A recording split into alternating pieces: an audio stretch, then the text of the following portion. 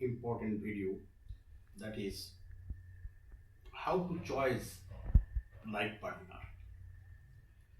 ছেলে হোক মেয়ে হোক, বিশেষ করে মেয়েদের ক্ষেত্রে আমি বলবো লাইফ পার্টনার চয়েস করতে গেলে ধনীকে করতে হবে।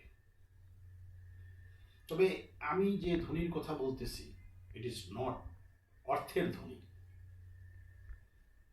তাকে ধনী হতে হবে ভালোবাসার দিক থেকে, ধনী হতে হবে দয়ার দিক থেকে, কাইন্ডনেসের দিক থেকে, এবং ধনী হতে হবে হিউমার এবং দায়িত্বশীলতার থেকে। অর্থের ধনী মানে ধনী না। একজন লোক অর্থের ধনী প্রচুর, কিন্তু তার মধ্যে কোনো মানবিক গুণাবলী নাই, সেই ধনেই আপনার জীবনে শান্তি দিবে না। কাজেই রিমেম্বার, কাউকে তার পকেটের দিকে দেখে ধনী বিচার করবেন না। ধনী বিচার করতে হবে চরিত্রের দিক থেকে।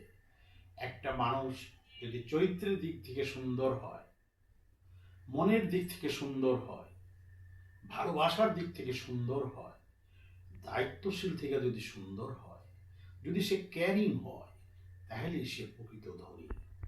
কিন্তু বর্তমান সমাজে দেখা যায় অর্থের ধনীর দিকে সবার দৃষ্টি। কত টাকা বেতন পায়, গাড়ি আছে কিনা, বাড়ি আছে কিনা, সব।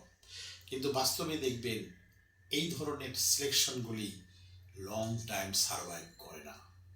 কাজেই my request, when you are selecting your partner, life partner, don't give importance to the money or asset. Rather give importance whether he is a caring man, whether he has responsibility, whether his character is very good. Thank you very much.